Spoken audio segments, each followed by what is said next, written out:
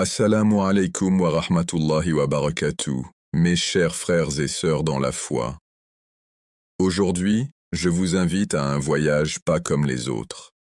Un voyage qui nous emmène au cœur de la plus grande histoire annoncée dans notre tradition. Une histoire d'espoir, de lutte, de foi et de victoire ultime. Avant de commencer, prenez un instant pour vous demander: êtes-vous vraiment préparé pour la plus grande épreuve que l'humanité ait jamais connue? Êtes-vous prêt pour le jour où la vérité et le mensonge se tiendront face à face, où les armées de la croyance et de l'incroyance s'affronteront, et où les promesses d'Allah se réaliseront sous les yeux du monde entier? Ce n'est pas seulement une histoire du passé, ni une légende lointaine à oublier. C'est une réalité annoncée par le prophète Muhammad, une vérité que les croyants portent dans leur cœur depuis des siècles. C'est le récit de la grande bataille, l'affrontement final entre l'imam Mahdi, alayhi salam, Nabi Isa, alayhi salam, et le faux Messie, Al-Dajjal. Une bataille qui marquera la fin d'une ère de tromperie et le début d'un temps de paix et de justice. Réfléchissez un instant à l'état du monde qui nous entoure. L'injustice se répand comme un incendie.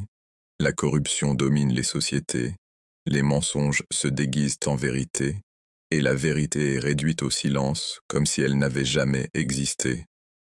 Les gens cherchent l'espoir, un sauveur, une issue hors de l'obscurité. Chaque jour, des millions ressentent le poids de l'oppression, et leur cœur crie pour un soulagement. Et c'est dans de tels moments que la promesse d'Allah brille le plus fort. La promesse que lorsque l'oppression atteindra son sommet, lorsque le mensonge couvrira la terre, Allah élèvera ses élus pour rétablir l'équilibre et la justice. Mais la question que nous devons nous poser est la suivante. Si ces événements se produisaient de notre vivant, où serions-nous? Reconnaîtrions-nous la vérité lorsqu'elle se tiendrait devant nos yeux, ou serions-nous emportés par la vague de la tromperie? Serions-nous parmi ceux qui se tiennent aux côtés de l'imam Mahdi, alayhi salam, et de Nabi Isa, alayhi salam, ou faiblirions-nous face aux épreuves du Dajjal? Le prophète nous a mis en garde contre la fitna du Dajjal plus que contre toute autre épreuve de l'histoire. Il l'a décrite comme la plus grande épreuve, une qui troublera les cœurs et les esprits, une qui ébranlera même les croyants les plus forts. Et pourtant, en même temps que cet avertissement, il nous a donné de l'espoir, la bonne nouvelle d'un sauveur issu de la famille du prophète, l'imam Mahdi, alayhi salam, et du retour de Nabi Isa, alayhi salam, le fils de Mariam, qui descendra des cieux et joindra les croyants dans l'ultime combat contre le mensonge. Mes frères et sœurs, ce n'est pas une histoire de désespoir, c'est une histoire d'espoir. C'est un rappel que, peu importe à quel point le monde peut sembler sombre, la lumière d'Allah ne sera jamais éteinte.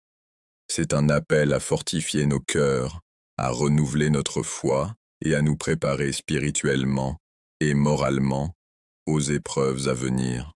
Alors, marchons ensemble dans ce voyage. Revisitions les signes de la fin des temps. Comprenons le rôle de l'imam Mahdi, alayhi salam. Soyons témoins du retour miraculeux de Nabi Isa, alayhi salam, et préparons nos cœurs pour le moment où les armées de la vérité et du mensonge se rencontreront enfin. Car ce n'est pas seulement une histoire à raconter, c'est un destin qui attend de se réaliser. Et en avançant, souvenez-vous, l'histoire de la grande bataille ne parle pas d'eux, elle parle de nous. Elle parle de la façon dont nous, en tant que croyants d'aujourd'hui, tirons des leçons de ce qui est à venir. Elle parle de nous poser la question la plus difficile de toutes. Si demain était le jour de la grande bataille, serais-je prêt? Avec cette question dans votre cœur, commençons le voyage. Regardons la vie de ceux qui nous guideront à ce moment-là. L'imam Mahdi, alayhi salam, et Nabi Isa, alayhi salam, et comprenons pourquoi cette bataille est le moment décisif de l'Akhir Zaman. Chaque grande histoire a des figures centrales, des leaders qui portent le poids du destin sur leurs épaules. Dans le récit de la fin des temps, 3 figures se démarquent au-dessus de toutes. L'imam Mahdi, alayhi salam, Nabi Issa, Aïsalin, et le faux Messie connu sous le nom d'Al-Dajjal.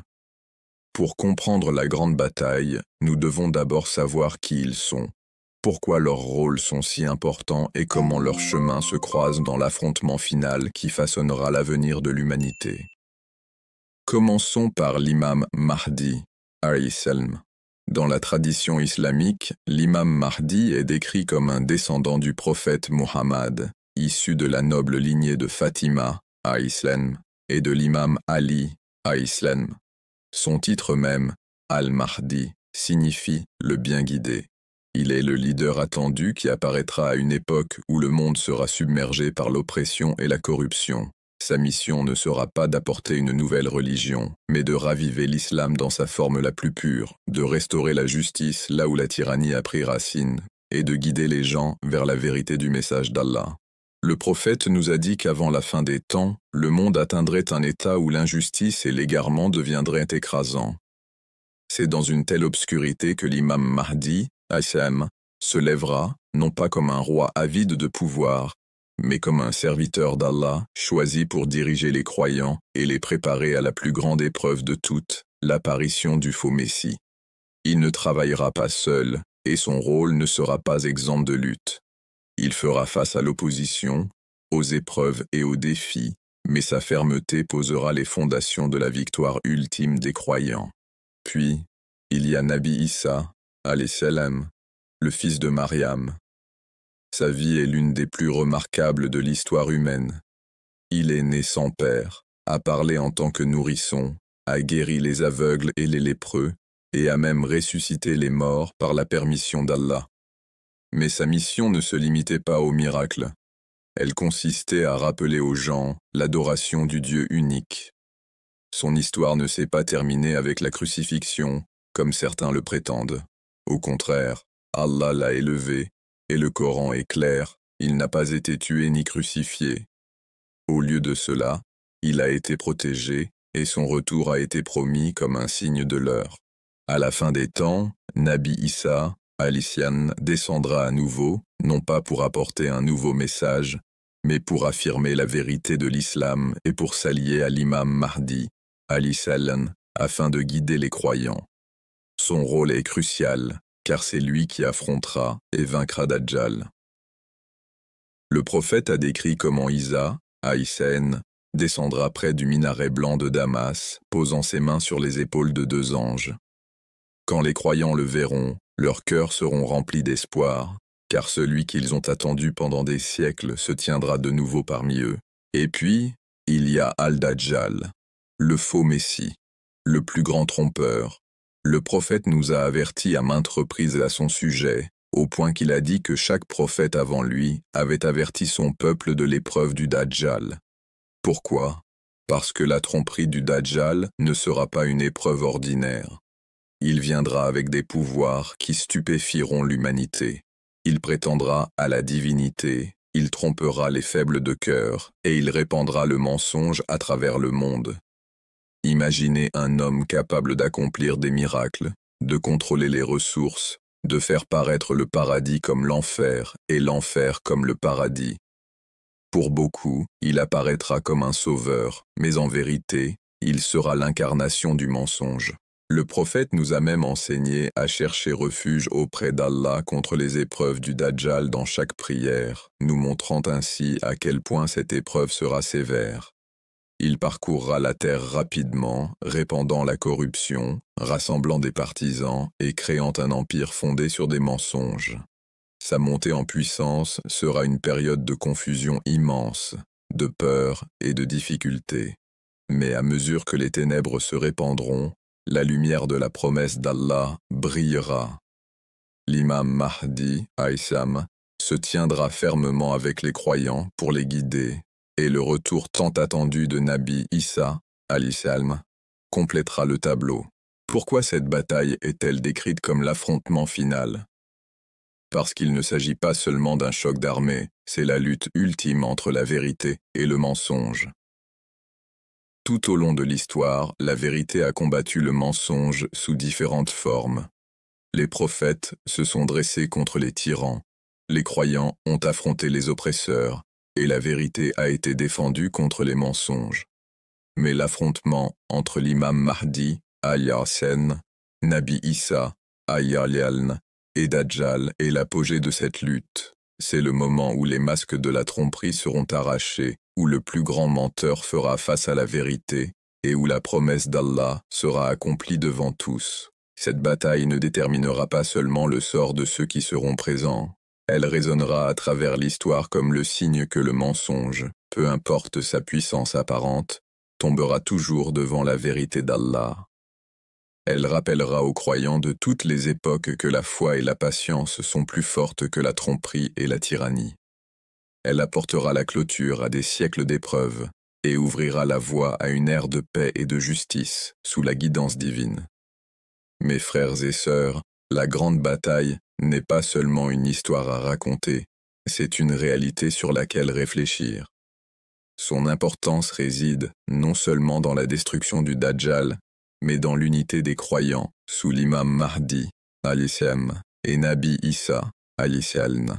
Elle concerne le triomphe de la foi sur le doute, de la lumière sur les ténèbres et de la vérité sur les mensonges.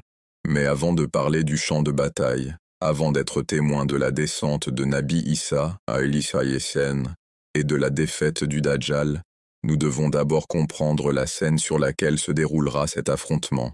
Car chaque grande histoire a un décor, et celui-ci est le monde de l'Akhir Zaman, un monde noyé dans la corruption, avide de justice, et au bord de sa plus grande épreuve. Mais avant cette confrontation, à quoi ressemblera le monde? Lorsque nous imaginons l'époque précédant la grande bataille, nous ne pouvons pas imaginer un monde paisible. Ce n'est pas un temps de facilité, ni un temps d'équilibre. C'est plutôt un monde noyé dans les ténèbres, où l'injustice se répand sans contrôle, où la corruption s'infiltre dans chaque recoin de la société, et où les cris des opprimés montent vers les cieux. C'est ce monde qui préparera la scène pour l'apparition de l'imam Mahdi, al-Islam, l'ascension du Dajjal et le retour de Nabi Issa, al-Islam. Le prophète Muhammad nous a donné des signes détaillés de ce à quoi ressemblerait le monde à l'Akhir Zaman, la fin des temps.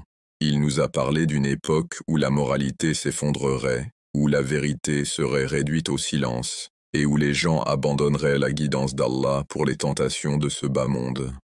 Il nous a avertis de guerres qui engloutiraient les nations, de catastrophes naturelles qui feraient trembler la terre, et d'un niveau de corruption tel que la vie deviendrait insupportable pour les croyants. Imaginez ce monde. Des dirigeants corrompus et injustes, des chefs qui trahissent leur peuple, et des systèmes de pouvoir qui exploitent les faibles au lieu de les protéger.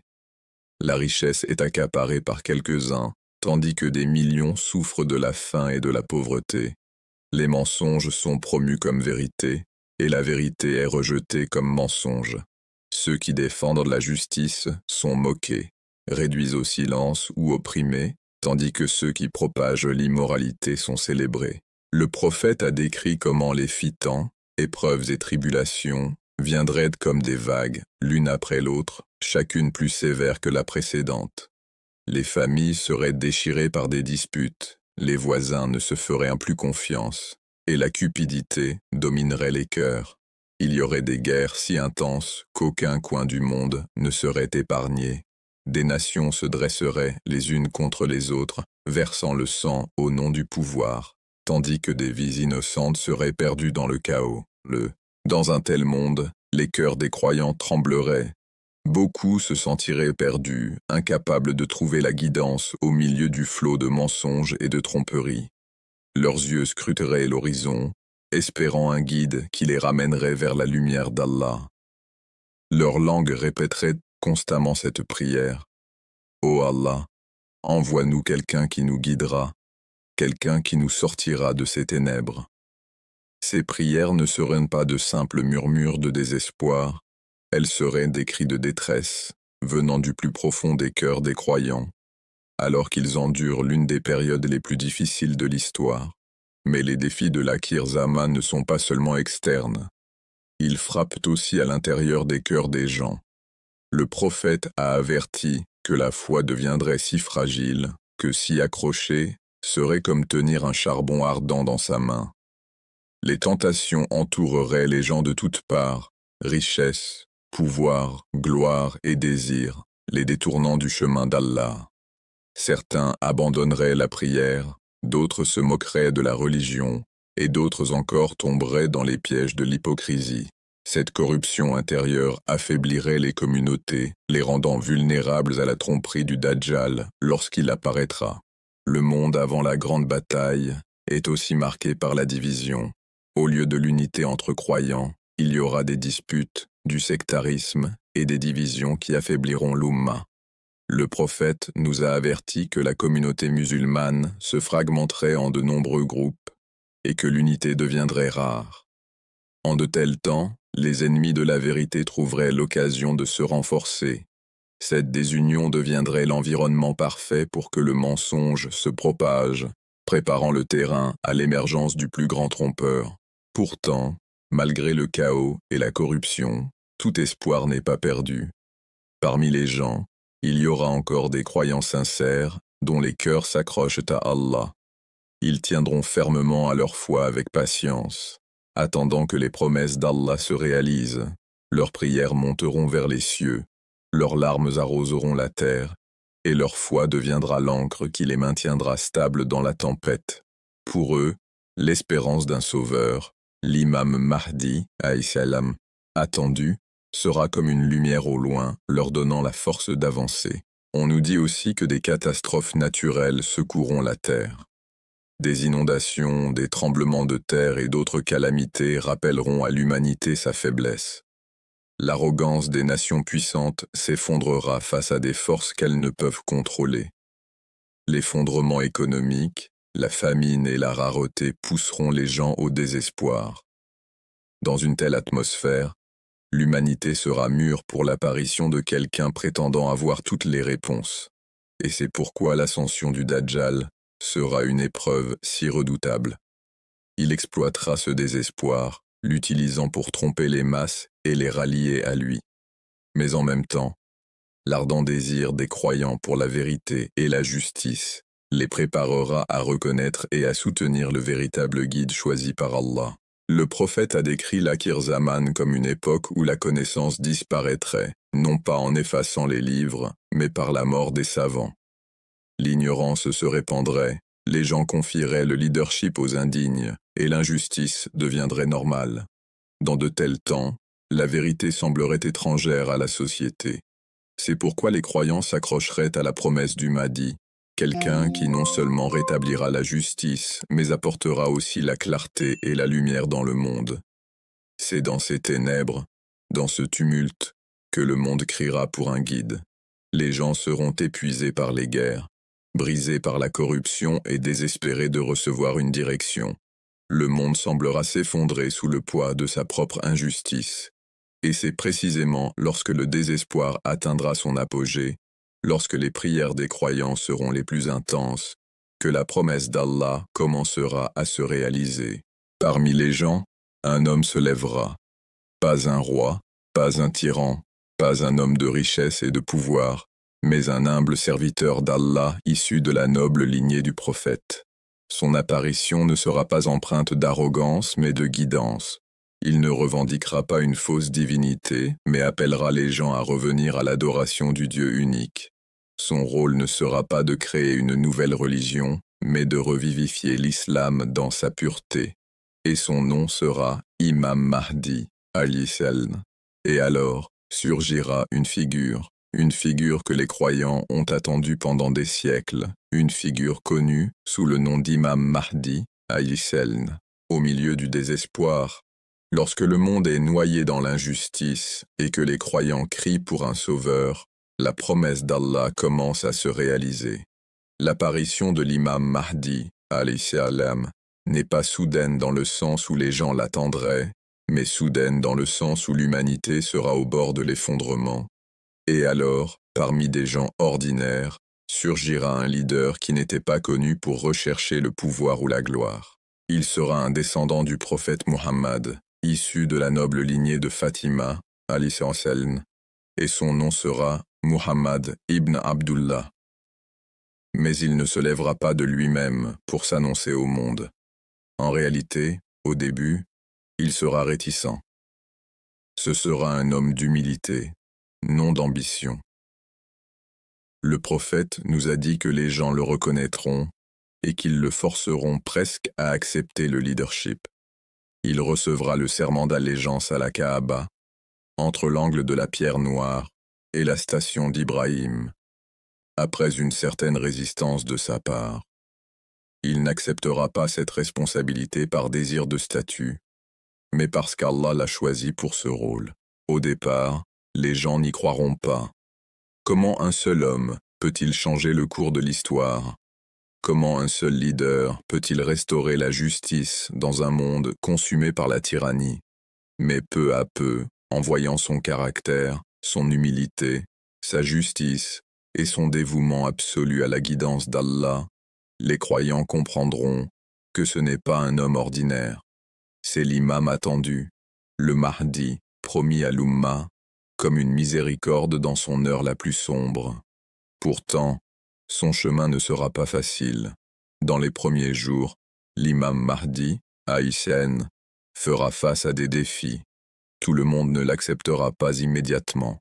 Beaucoup résisteront à son appel, car ils sont trop attachés à leur propre pouvoir ou trop aveugles pour reconnaître la vérité. Il fera face à l'opposition de tyrans, de dirigeants et d'armées qui craignent de perdre le contrôle. Mais malgré ces obstacles, l'imam restera ferme, guidé par Allah et soutenu par des croyants sincères dont les cœurs sont remplis de foi. Ceux qui lui prêteront allégeance ne seront pas nombreux au début, mais leur sincérité les rendra puissants. Ce seront ceux qui désiraient vraiment la justice, ceux qui priaient pour qu'Allah leur envoie un guide, et maintenant que ce guide est là, ils n'hésiteront pas à se tenir à ses côtés. Ces partisans formeront la base d'un mouvement qui s'étendra à travers le monde. L'imam Mahdi, alayhi salam, établira la justice là où l'injustice dominait. Il donnera aux pauvres les richesses accumulées par les riches. Il traitera les gens avec équité, restaurant l'équilibre dans des sociétés où la corruption régnait. Son gouvernement ne sera pas comme celui des rois et des politiciens. Il sera semblable à celui des califes bien guidés, simple, honnête et rempli de miséricorde. Sa mission rappellera aux gens l'essence véritable de l'islam, la justice, la compassion et l'obéissance à Allah. On dit que sous son leadership, la richesse sera distribuée avec tant d'équité qu'il ne restera plus aucun pauvre. Les gens viendront offrir la charité, mais ils ne trouveront personne qui en ait besoin. Voilà à quel point sa justice pénétrera la société. Mais une telle transformation ne se produira pas sans résistance. Les tyrans qui profitent de la corruption n'abandonneront pas facilement. Des guerres seront menées, des batailles livrées et du sang versé. Pourtant, à chaque étape, le Mahdi deviendra plus fort car il ne comptera pas seulement sur des stratégies mondaines, il sera guidé par le plan d'Allah. Le prophète nous a dit que des armées marcheront contre lui. L'une de ces armées, envoyée depuis la direction de la Syrie, cherchera à le détruire. Mais lorsqu'elle atteindra le désert entre Makka et Madina, la terre l'engloutira entièrement, signe d'Allah que cet homme est en effet le leader choisi. Lorsque les gens seront témoins de ce miracle, davantage de cœurs se tourneront vers lui et la reconnaissance de son rôle véritable se répandra rapidement. De l'Est, des croyants sincères se lèveront pour le rejoindre, portant des drapeaux noirs comme symbole de leur lutte. Ils voyageront loin, surmontant les difficultés, pour donner leur allégeance à l'imam Mahdi, Asil. Ce ne seront pas des gens en quête de pouvoir ou de richesse, ce seront des gens répondant à l'appel de la foi, reconnaissant que c'est le moment qu'ils attendaient, le moment de se tenir aux côtés du guide choisi par Allah. Au fur et à mesure que son influence s'étendra, l'imam Mahdi, Haïthem, unira l'Oumma musulmane dispersée et divisée. Là où il y avait autrefois des unions, il y aura désormais une figure centrale autour de laquelle se rassembler. Là où il y avait des espoirs, il y aura maintenant espoir. Là où régnait le chaos, il y aura désormais ordre. Son leadership apportera un sens et une direction aux croyants autrefois perdus dans la mer de corruption et de fitna. Mais plus la lumière se répand, plus les ténèbres repoussent. L'imam Mahdi, Ali Salam, restaurera beaucoup, mais le monde est encore sur la voie de son épreuve la plus grande. Et tandis qu'il travaille à établir la justice, une autre force commencera à émerger, une force différente de tout ce qui a été vu auparavant. Cette force n'est pas simplement politique, ni simplement militaire. C'est une force de tromperie, de mensonges et d'épreuves surnaturelles. C'est la fitna que le prophète a décrite comme la plus grande épreuve depuis l'époque d'Adam jusqu'au jour du jugement. Cette fitna ne viendra pas en silence. Elle rugira dans le monde avec des revendications qui ébranleront la foi de millions de personnes. Elle utilisera des miracles non accordés par Allah mais donnés comme une épreuve. Elle promettra le paradis mais apportera la destruction. Elle trompera les masses, causant confusion et doute même parmi les croyants. Et elle ne se présentera pas d'abord comme un tyran, mais comme un sauveur. C'est la fitna de Al-Masih, Ad-Dajjal, le faux Messie. Ainsi, tandis que l'imam Mahdi, Ali Salam, rassemble ses partisans et renforce les cœurs des croyants, une autre figure commence à émerger, une figure qui apporte avec elle la plus grande tromperie de l'histoire. Cette figure, c'est Dajjal. Alors que l'imam Mahdi, Ali Salam, rassemble ses partisans et commence à établir la justice, une autre figure s'élève dans le monde, une figure différente de tout tyran ou oppresseur avant lui. C'est Al-Masih, Ad-Dajjal, le faux Messie, le plus grand trompeur de l'histoire humaine. Son ascension n'est pas ordinaire, c'est une épreuve si sévère que le prophète Muhammad a dit qu'il n'y a jamais eu d'épreuve plus grande depuis la création de l'humanité. L'émergence du Dajjal surviendra à une époque où le monde sera déjà brisé. L'humanité sera fatiguée de guerres sans fin, épuisée par la corruption et désespérée de trouver des solutions. Les pauvres crieront pour avoir de la nourriture, les malades espéreront une guérison, et les opprimés supplieront pour la justice. C'est dans cette atmosphère de faiblesse et de désespoir que Dajjal se présentera, se présentant comme la réponse aux prières de tous. Il n'arrivera pas en se déclarant tyran. Au contraire, il apparaîtra comme un sauveur. Il prononcera des paroles qui captiveront les foules, promettant paix, prospérité et soulagement. Il accomplira des actes qui sembleront miraculeux. Faire tomber la pluie sur des terres arides, faire pousser des récoltes, et redonner vie à ceux qui semblaient morts. Les gens verront ses pouvoirs et croiront qu'il est béni. Ils ne réaliseront pas que ce ne sont pas des bénédictions d'Allah, mais une épreuve, une tromperie destinée à distinguer les vrais croyants de ceux dont la foi est faible. Dajjal voyagera à travers le monde, répandant son influence. Il se déplacera rapidement, plus vite que quiconque peut l'imaginer, atteignant toutes les terres sauf les villes saintes de Makka et Madina. Partout où il ira, il laissera derrière lui le chaos. Il donnera de la richesse à certains et la pauvreté à d'autres. Il fera prospérer un groupe et en laissera un autre souffrir. Ce faisant, il créera des divisions, amenant les gens à l'adorer dans l'espoir d'obtenir un confort matériel. Le prophète l'a décrit comme ayant un œil, tandis que l'autre sera défectueux, et écrit entre ses yeux sera le mot « kafir », que tout croyant pourra reconnaître, qu'il sache lire ou non. Mais malgré ces signes, beaucoup ne verront pas la vérité. Ils seront aveuglés par les illusions qu'il crée, poursuivant les récompenses temporaires qu'il offre. L'épreuve du Dajjal sera si grande que même ceux qui ont une foi solide se sentiront ébranlés. Imaginez un homme qui prétend être divin, qui montre des pouvoirs défiant la logique humaine, qui promet un paradis sur terre et qui punit ceux qui le rejettent. Pour des gens affamés, sa nourriture semblera irrésistible. Pour les malades, ses fausses guérisons sembleront être un salut. Pour ceux dont la foi est faible, ses affirmations sembleront convaincantes. Mais pour les croyants, la vérité sera claire. Ils sauront que, quels que soient les miracles qu'il montre, il est un menteur, car Allah n'a pas d'associé, et aucun être humain ne peut revendiquer la divinité. Ils se rappelleront les avertissements du prophète, qui leur a dit de réciter les premiers versets de la sourate Al-Kahf pour se protéger contre Dajjal. Ils s'accrocheront à leurs prières, à leur Qur'an et au rappel d'Allah. maintenant leur foi même, lorsque le monde autour d'eux s'effondrera dans la tromperie. Pourtant, l'épreuve sera lourde. Dajjal aura de nombreux partisans. Il sera accompagné de gens qui célébreront ses soi-disant miracles. Beaucoup de Juifs de son époque le prendront pour leur Messie attendu. D'autres, issus de différentes nations et tribus, le suivront à cause du confort et de la richesse qu'il offrira. Des armées se rassembleront autour de lui, lui donnant un pouvoir jamais vu auparavant. Le monde semblera plié à sa volonté, et les croyants se sentiront comme une infime minorité face à une force écrasante. Pour ceux qui lui résisteront, la vie sera difficile.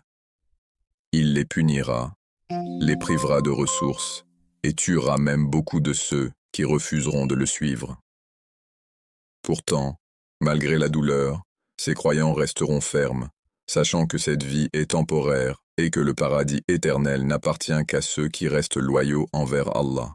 L'ascension du Dajjal ne concerne pas seulement le pouvoir, elle concerne la tromperie. Il prétendra d'abord être un prophète, puis il prétendra être divin, exigeant que les gens l'adorent comme leur Seigneur.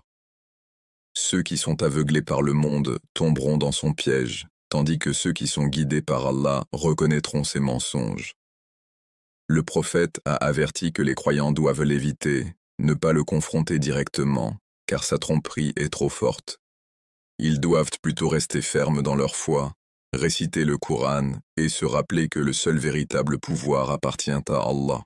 Son influence atteindra un tel sommet qu'il se préparera à affronter l'imam Mahdi, alayhi-salam, et ses partisans dans la bataille. Les croyants se rassembleront autour de l'imam, mais leurs cœurs seront mis à l'épreuve comme jamais auparavant. D'un côté, ils verront Dajjal avec ses immenses armées, ses miracles trompeurs et son pouvoir mondain. De l'autre, ils n'auront que leur foi et leur leader choisi par Allah. Ce sera une époque de peur immense, mais aussi d'un immense espoir. Et puis, au sommet de cette épreuve, lorsque les croyants se sentiront encerclés et que la menace du Dajjal semblera imparable, la promesse d'Allah se réalisera une fois de plus. La dernière partie du plan prendra vie. Alors que Dajjal s'élèvera encore plus haut, revendiquant une fausse divinité et répandant la corruption à son comble, les cieux s'ouvriront. Les anges descendront, portant le message d'espoir et de victoire. Et à ce moment-là, la promesse tant attendue d'Allah sera accomplie. Les croyants seront témoins d'un miracle qui changera le cours de l'histoire. Le retour de Nabi Isa, haïtienne, le fils de Mariam, descendant des cieux, soutenu par des anges, ses mains reposant sur les ailes de deux d'entre eux.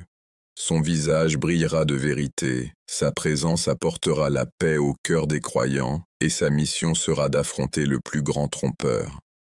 Ainsi, au sommet du pouvoir du Dajjal, une autre promesse est accomplie, le retour de Nabi Isa, alayhi-salam, le Messie de vérité, envoyé pour détruire le faux Messie une fois pour toutes. Au plus fort de la plus grande épreuve de l'histoire humaine, lorsque la tromperie du Dajjal se sera répandue à travers le monde et que les croyants tiendront à leur foi avec des cœurs tremblants, les cieux s'ouvriront. Ce ne sera pas un moment ordinaire. Le monde ressentira le changement, les cieux brilleront, et un miracle attendu depuis longtemps se déroulera sous les yeux de l'humanité. La promesse qu'Allah a faite par son messager se réalisera, la descente de Nabi Isa, alayhi-salam, le fils de Mariam.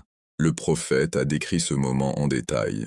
Nabi Isa, alayhi-salam, descendra des cieux près d'un minaret blanc dans la partie orientale de Damas. Il sera vêtu de vêtements légèrement teints au safran, et ses mains reposeront sur les ailes de deux anges, alors qu'il sera abaissé du ciel. Des gouttes semblables à des perles tomberont de ses cheveux comme s'il venait de se laver. Sa présence sera si majestueuse que personne ne doutera de qui il est. Les cœurs des croyants se rempliront de craintes révérencieuses, tandis que les ennemis de la vérité trembleront. Pendant des siècles, les chrétiens, les musulmans, et même des gens d'autres confessions ont parlé du retour de Jésus, mais à ce moment-là, la vérité sera claire. Il ne revient pas comme un nouveau prophète avec un nouveau message, mais comme un disciple du dernier messager. Muhammad, accomplissant sa mission en tant que serviteur d'Allah et en tant que signe du jour du jugement. Sa descente n'est pas seulement un miracle, c'est la réponse aux prières des croyants qui ont crié à l'aide dans leur heure la plus sombre. Lorsque Nabi Isa, Aïssias descendra, les croyants se rassembleront autour de lui, les larmes aux yeux. Leur désespoir se transformera en espoir, leur peur en courage et leur faiblesse en force. Ils sauront que la promesse d'Allah ne faillit jamais. En présence de Isa, Assillam, la foi brillera plus fort et leur confiance reviendra. Mais Isa, Aïssaz, ne vient pas pour remplacer Imam Mahdi, Aïssen. Au contraire, il vient pour le soutenir et unir les croyants sous une seule direction. Le prophète nous a dit que Isa, Aïssen, descendra à un moment où les croyants se préparent à la prière, dirigée par Imam Mahdi. Lorsque l'appel à la prière sera fait, Mahdi, al-Islam, avancera pour diriger la congrégation. Mais en voyant Isa, Aïssen, il se retirera humblement, lui offrant la position de direction. Cependant, Nabi Isa, alayhi salam, refusera. Il posera sa main bénie sur le dos de l'imam Mahdi et dira « Tu es leur chef, désigné parmi eux par Allah ». Par ces mots, Isa, Aïssen, confirmera le rôle de Mahdi, Aïssen, l'honorant comme le guide de l'Umma tout en se joignant à lui en tant que soutien. Ce moment symbolisera l'unité des croyants, l'unité de la mission des prophètes et l'unité de la foi en Allah. Cette unité est puissante parce qu'elle montre le but du retour de Isa, Aïssaz. Il ne revient pas pour apporter une nouvelle loi ni pour revendiquer le leadership de l'Umma.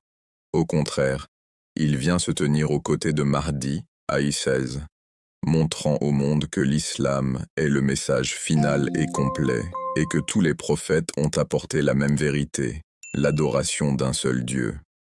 Son retour dissipera tous les doutes, corrigera toutes les déformations et renforcera les rangs des croyants.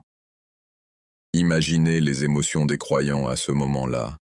Pendant des années, ils ont été opprimés, éprouvés et entourés de tromperies. Ils ont vu les mensonges du Dajjal se répandre comme un incendie et senti le poids des épreuves peser sur leur foi. Et maintenant, ils voient un prophète d'Allah descendre des cieux, confirmant tout ce en quoi ils croyaient, et se joignant à leur camp.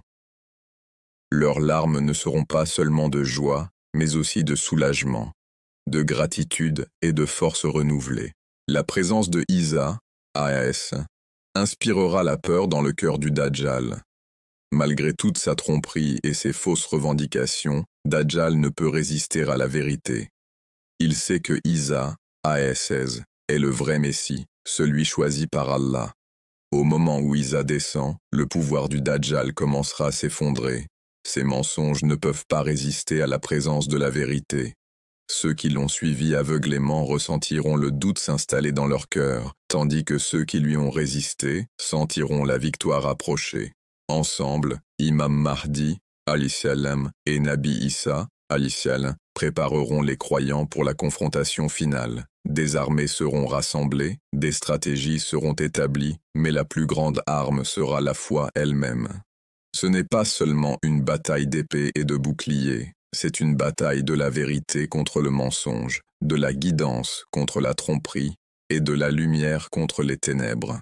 En Isa, Aïssiaz, les croyants verront non seulement un prophète, mais aussi un signe de la miséricorde d'Allah.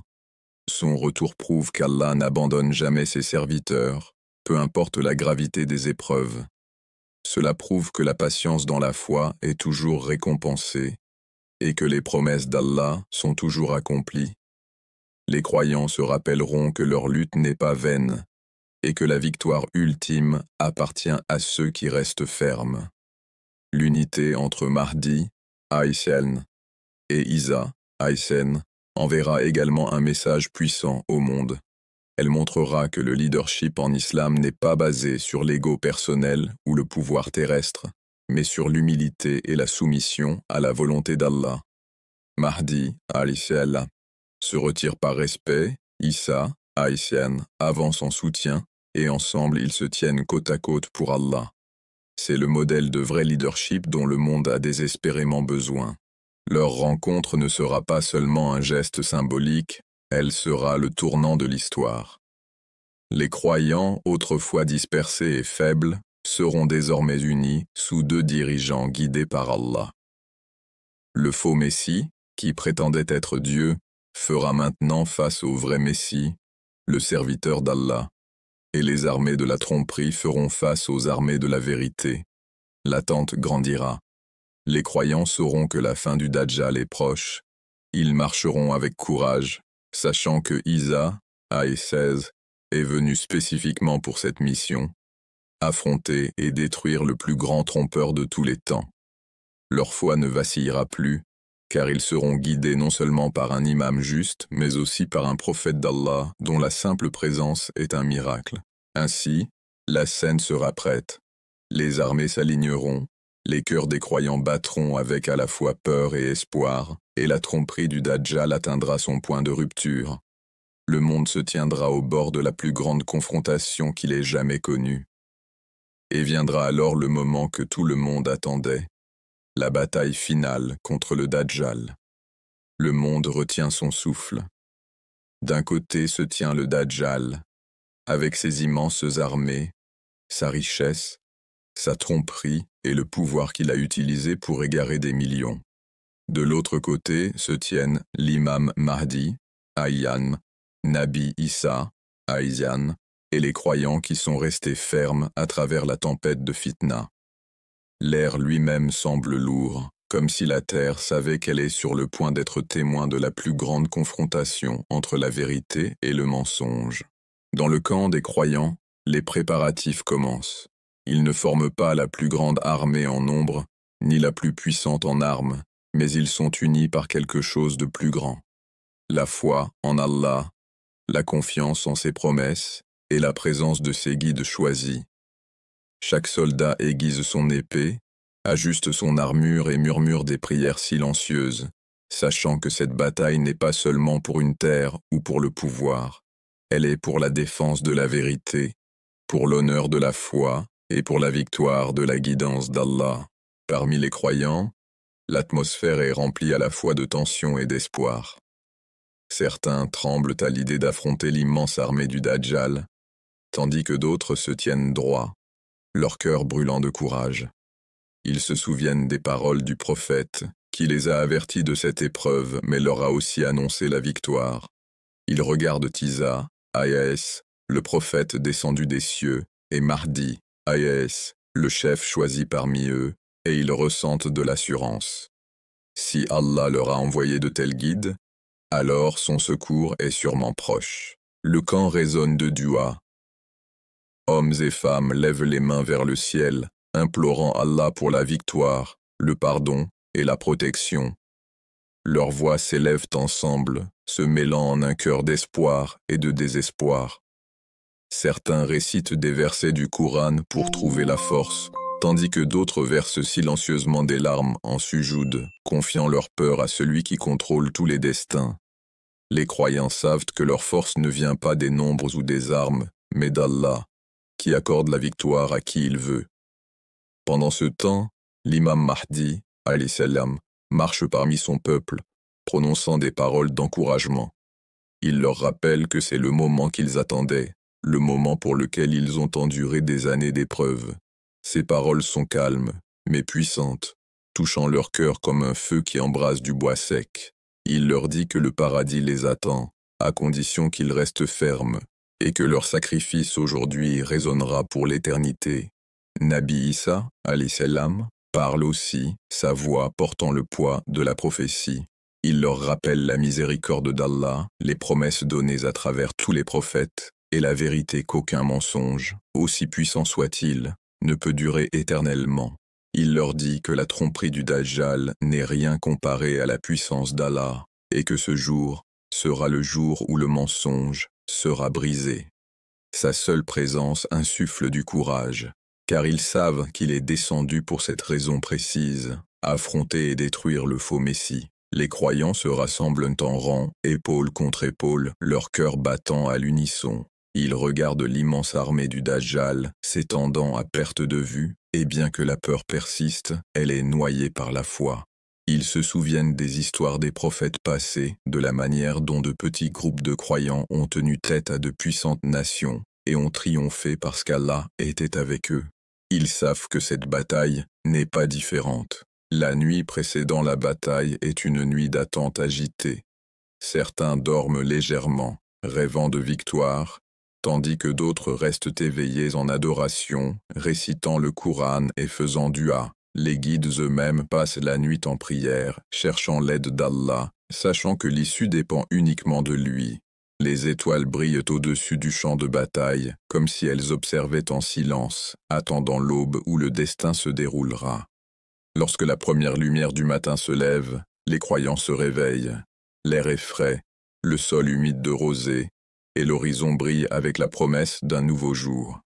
Le son du takbir emplit le camp. Allahu Akbar, Allahu Akbar.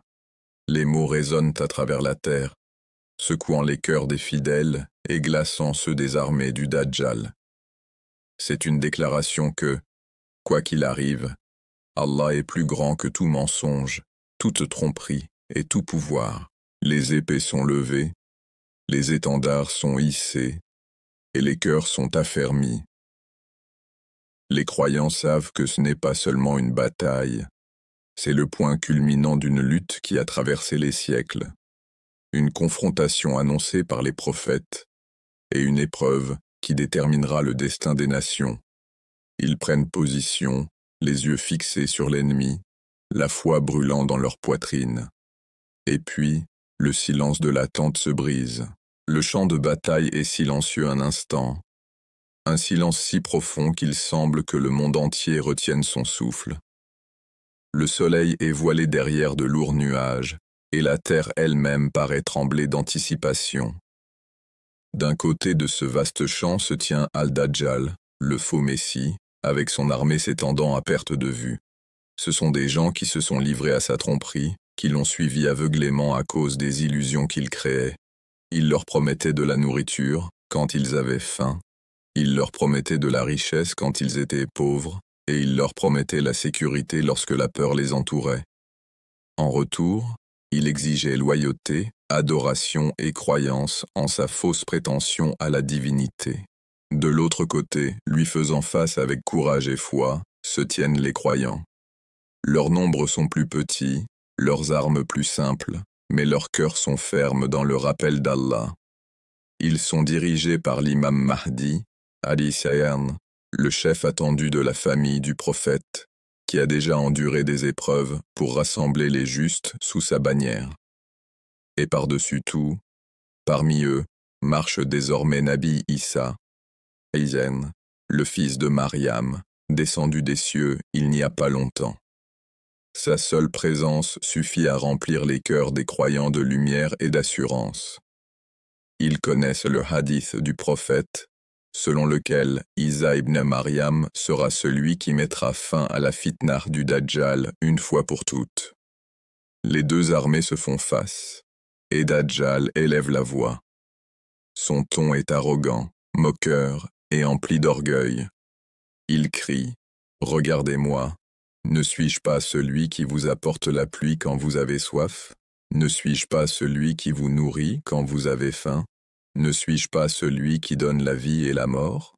Ses partisans acclament et scandent son nom, aveuglés par les illusions qu'ils ont vues.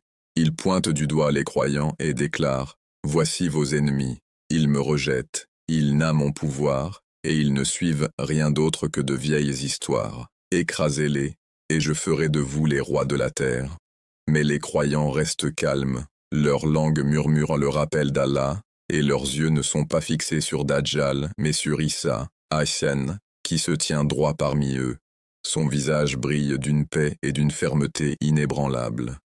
Lorsqu'il lève la main pour demander le silence, les croyants écoutent.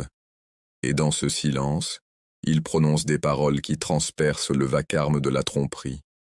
Ô serviteur d'Allah, voici le menteur, le trompeur, celui dont notre prophète nous a avertis. Ne laissez pas vos cœurs vaciller, car aujourd'hui, par la volonté d'Allah, sa fin arrivera. Dajjal, furieux de ces paroles, déclenche sa dernière et plus grande tromperie. Il commande aux cieux et de sombres nuages d'orage se rassemblent.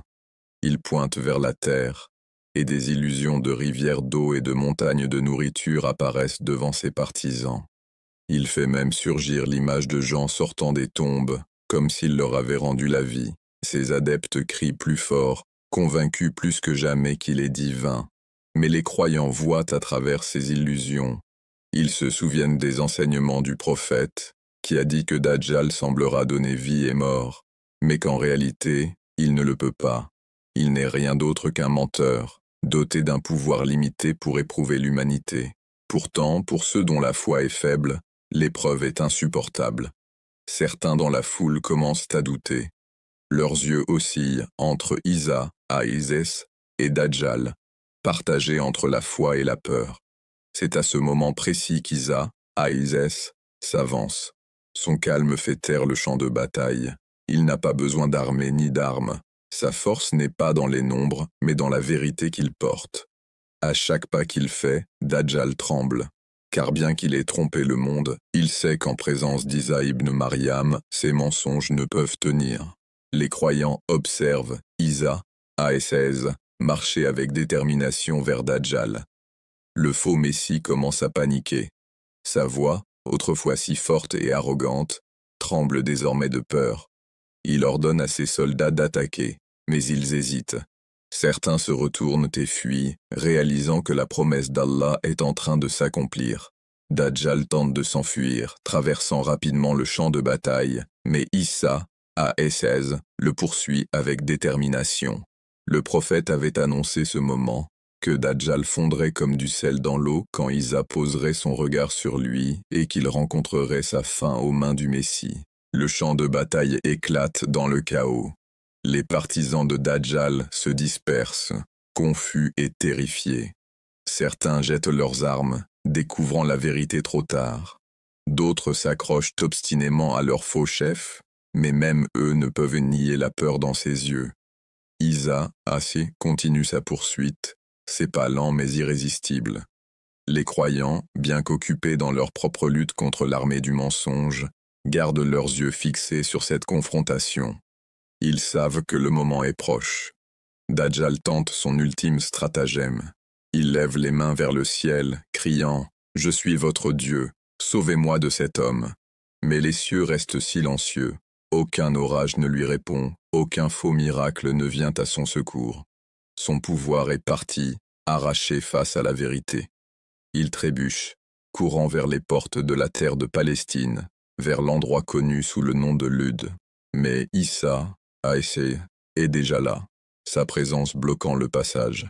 Dajjal tombe à genoux, son arrogance brisée, ses mensonges exposés. Issa, Aïsès, le regarde avec une détermination sereine. Il n'y a ni hésitation, ni doute. D'un seul coup, par la permission d'Allah, Isa, al-Islam, met fin à la vie de Dajjal. Son sang tombe sur la terre, et avec lui, la plus grande tromperie de l'histoire humaine est détruite à jamais. Pendant un instant, le silence recouvre le champ de bataille. La voix arrogante de Dajjal, qui remplissait autrefois l'air de mensonge, s'est éteinte à jamais. Son corps gît sans vie, et les illusions qui l'entouraient disparaissent comme de la fumée dans le vent. Le ciel s'éclaircit, les fausses rivières et montagnes s'évanouissent, et le pouvoir qui éblouissait ses partisans se dissout dans le néant. Le plus grand trompeur est mort, et la promesse d'Allah s'est accomplie. Les croyants tombent en prosternation, leur front touchant la terre dans la gratitude. Des larmes remplissent leurs yeux, tandis qu'ils murmurent des paroles de louange à Allah. Pendant des années, ils avaient entendu parler de l'épreuve du Dajjal. Ils avaient prié pour être protégés de sa tromperie, et maintenant, ils ont vu de leurs propres yeux le moment où sa fitna fut détruite. Leurs cœurs sont submergés de soulagement, mais aussi d'humilité, car ils savent que cette victoire n'est pas venue de leur force ni de leur nombre. Elle est venue uniquement par la volonté d'Allah et par la main de son serviteur choisi, Isa ibn Maryam. L'imam Mahdi, al-Islam, se tient parmi eux, son visage empli de gratitude. Pour lui, ce n'est pas seulement la fin d'une bataille, mais l'accomplissement d'une mission divine. Il regarde vers Isa, A16, qui reste calme, son regard toujours ferme, sa présence toujours une source de paix. Les deux chefs se tiennent côte à côte, symbole de l'unité entre la communauté du dernier messager et le Messie qui avait été promis de revenir. Leur alliance est un message pour tous les croyants. La vérité triomphe toujours lorsque la foi est ferme et que les cœurs restent attachés à Allah. Mais bien que Dajjal soit mort, le champ de bataille n'est pas encore calme. Ses partisans, autrefois si fiers et confiants, se dispersent désormais dans la panique. Certains crient de désespoir, réalisant trop tard qu'ils avaient suivi un menteur. D'autres jettent leurs armes et implorent la miséricorde, leurs visages pâles de peur. Les illusions auxquelles ils faisaient confiance se sont effondrées, et il ne leur reste que la honte. Beaucoup fuient dans toutes les directions, mais les croyants les poursuivent, chassant les forces du mensonge. L'armée autrefois puissante de Dajjal s'effondre comme un château de sable frappé par les vagues. Ce moment n'est pas seulement la fin d'un homme, c'est la fin d'une ère de mensonges. Le prophète avait décrit Dajjal comme la plus grande épreuve que l'humanité aurait jamais à affronter. Une fitna si sévère qu'aucune autre épreuve ne pourrait s'y comparer. Et maintenant, avec sa mort, cette épreuve a pris fin. Le monde paraît plus léger, comme si le fardeau de la tromperie qui pesait sur l'humanité avait enfin été levé. La terre elle-même semble respirer de nouveau, libérée de la corruption du faux Messie. Les croyants se rassemblent autour d'Isa, A.S., leurs yeux brillants d'espoir. Pour eux, ce n'est pas seulement un moment de soulagement, mais aussi le commencement de quelque chose de nouveau. Ils se rappellent les paroles du prophète, qu'après la mort de Dajjal, la paix se répandra sur la terre, la justice prévaudra, et la vérité sera de nouveau honorée. Isa, A.S., les rassure, leur rappelant que la victoire appartient à Allah, non aux hommes. Il leur dit de rester humbles, de persévérer dans l'adoration et de se préparer au temps de paix à venir. Dans chaque recoin du champ de bataille, des leçons sont gravées. Certains des anciens partisans de Dajjal, réalisant l'ampleur de leur erreur, se repentent sincèrement, implorant Allah de leur pardonner. Les croyants, bien que victorieux, montrent de la miséricorde là où elle est due, enseignant au monde que la victoire en islam n'est pas synonyme de cruauté, mais de rétablissement de la justice. L'unité entre Isa Aïshaln et l'imam Mahdi Aïshaln demeure la preuve la plus claire que la promesse d'Allah ne faillit jamais, que sa guidance arrive toujours au moment juste et que la foi est l'arme la plus puissante de toutes. Alors que la nouvelle se répand au-delà du champ de bataille, les gens du monde entier réagissent avec stupeur. Villages, villes et cités, qui tremblaient autrefois sous la peur de Dajjal, respirent désormais librement. Les histoires de son faux pouvoir sont remplacées par la vérité de sa défaite. Ceux qui doutaient voient désormais avec clarté, et ceux qui restaient fermes dans la foi sont honorés. L'humanité est témoin de ses propres yeux que, peu importe la force du mensonge, il s'effondrera toujours face à la vérité. Isa, A.S., marche à travers le champ de bataille, réconfortant les croyants, renforçant leur foi et leur rappelant la miséricorde d'Allah.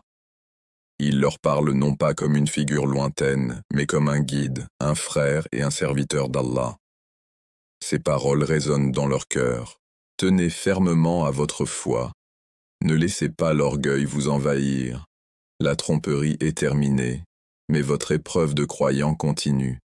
Restez constant, car le monde entre maintenant dans un nouveau chapitre, et vous devez vivre comme des exemples de vérité et de justice. La présence d'Isa, A.S., remplit le peuple d'un espoir qu'ils n'avaient jamais connu.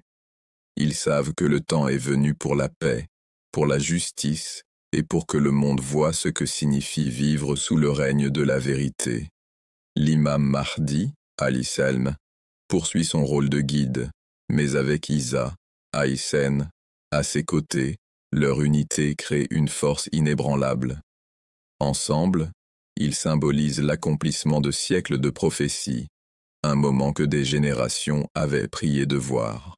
Et ainsi, tandis que la poussière retombe, que les corps du mensonge sont retirés et que la terre retrouve son calme, la vérité de ce qui s'est passé devient claire.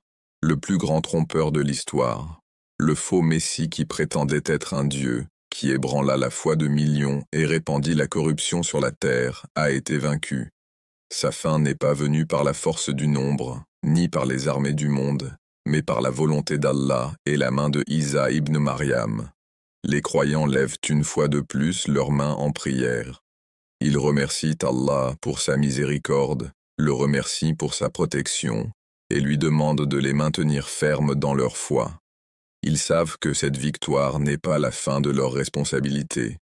C'est le début d'un nouveau chapitre, où la vérité doit être vécue, la justice défendue et la foi préservée. Et avec la mort de Dajjal, une nouvelle ère commence. Le champ de bataille qui tremblait autrefois de peur et de chaos repose maintenant dans le silence. Les cris de la bataille ont disparu, les étendards du mensonge sont tombés, et la poussière de la lutte commence à se dissiper. Pour la première fois depuis des années, la terre respire la paix. Le trompeur est mort, son pouvoir détruit, et avec lui, l'obscurité qui avait voilé le cœur de tant d'hommes s'est enfin levée. Une nouvelle lumière commence à briller, non seulement dans les cieux, mais dans le cœur des croyants. Les gens regardent autour d'eux avec émerveillement, comme s'ils se réveillaient d'un cauchemar. Ce qui semblait autrefois impossible est devenu réalité. Ils voient la justice là où régnait la corruption, ils voient la vérité là où régnait la tromperie, et ils voient l'espérance là où régnait le désespoir. La présence de Nabi Issa, Haïtian, apporte un calme que rien de semblable ne leur avait jamais donné. Ces paroles apaisent les cœurs du peuple, leur rappelant que la victoire à laquelle ils viennent d'assister n'est pas la leur, elle appartient à Allah. L'imam Mahdi, al-Islam, lui aussi, se tient plein de gratitude. Sa mission a été lourde, remplie de luttes, de doutes et de sacrifices. Et maintenant, avec Isa, Aès, à ses côtés, il voit le monde revenir peu à peu à ce qu'il devait être, un lieu où la justice règne, où la vérité est honorée, et où l'adoration d'Allah seul unit les hommes. Ensemble, ces deux guides conduisent le peuple vers un temps de paix, un temps promis par Allah et annoncé par le prophète. Cette nouvelle ère n'a pas son pareil dans l'histoire du monde. Les armes sont déposées, non par crainte, mais parce qu'elles ne sont plus nécessaires. Les cœurs divisés par les mensonges sont réunis par la foi. Les voisins se font de nouveau confiance, les familles vivent sans peur, et la justice se répand sur la terre comme la lumière qui chasse les ombres. L'oppression s'éteint, la cruauté disparaît, et les faibles ne sont plus réduits au silence. Pour la première fois depuis des générations, les gens respirent librement, sachant que la vérité a triomphé. Les croyants ressentent un profond sens de soukoun, une paix qui vient non seulement de la fin de la guerre, mais de la certitude que la promesse d'Allah ne faillit jamais. Ils se rappellent les nuits de peur, quand ils imploraient Allah de les secourir, quand ils priaient pour un sauveur, et quand leur foi était mise à l'épreuve jusqu'à la limite. Désormais, ils voient de leurs propres yeux comment la patience et la confiance en Allah apportent toujours le soulagement. Leurs larmes ne sont plus de crainte, mais de gratitude. Leurs cœurs ne sont plus emplis de désespoir, mais de louanges. Partout, la vie renaît. La terre elle-même semble s'épanouir sous cette paix. Les récoltes poussent, les familles prospèrent, et les communautés vivent dans l'honnêteté et la justice. Les ombres de la cupidité, du mensonge et de l'oppression s'évanouissent, tandis que la vérité prend leur place. Les gens réalisent que, peu importe la force apparente du mensonge, il s'effondrera toujours face à la vérité. La mort du Dajjal n'est pas seulement la fin d'un tyran, c'est le début d'un rappel pour toute l'humanité. La lumière d'Allah ne peut jamais être éteinte, aussi profonde que soit l'obscurité. Et pourtant, au milieu de cette paix, une pensée demeure. Les croyants savent que leur histoire n'est pas seulement un récit à célébrer, c'est une leçon à vivre. Ils savent que chaque épreuve, chaque lutte et chaque instant de patience était destiné à leur enseigner quelque chose de plus grand. Cette victoire n'est pas seulement de l'histoire, c'est une guidance pour chaque cœur en quête de vérité. Ainsi, alors que la paix s'installe sur la terre et que la justice devient la règle de vie, une question s'élève au-dessus de toutes les autres. Mais la question est, que pouvons-nous apprendre de cette histoire ? L'histoire de la grande bataille n'est pas seulement une affaire du passé ou du futur, c'est un rappel pour nous, ici et maintenant. Chaque croyant qui entend cette histoire doit s'arrêter et réfléchir. Les épreuves affrontées par l'imam Mahdi, Nainam, le retour de Nabi Issa, Nannam et la tromperie du Dajjal ne sont pas seulement de grands événements de l'Akhir Zaman. Ce sont des leçons pour nous guider dans notre vie quotidienne. La première leçon est de renforcer notre iman. Nous avons vu comment le Dajjal utilisait des ruses et de fausses promesses pour égarer les gens. Il offrait de la nourriture, de la richesse et de la sécurité à ceux qui le suivaient, tout en menaçant ceux qui résistaient. Beaucoup ont cédé parce que leur cœur était faible. Ils n'avaient pas la force de la foi pour résister à la tentation. Mais ceux qui sont restés fermes se sont souvenus d'Allah, ont eu confiance en ses paroles, et ont refusé de se prosterner devant des mensonges. Cela nous montre que, peu importe ce que le monde offre, la chose la plus importante que peut garder un croyant est la foi. Sans iman, même le plus fort peut tomber dans la tromperie. Avec iman, même le plus faible peut résister à la plus grande épreuve. Une autre leçon est le sabre, la patience. Les croyants ont souffert pendant des années avant que le soulagement ne vienne. Ils ont vécu dans des temps de corruption, de guerre et de peur. Leurs prières semblaient parfois sans réponse, leur lutte sans fin. Mais ils sont restés patients, et l'aide d'Allah est finalement arrivée de la manière la plus puissante. Cela nous rappelle que, dans nos propres vies, quand les difficultés nous entourent, nous ne devons pas perdre espoir. Chaque épreuve a une fin, et Allah n'abandonne jamais ses serviteurs.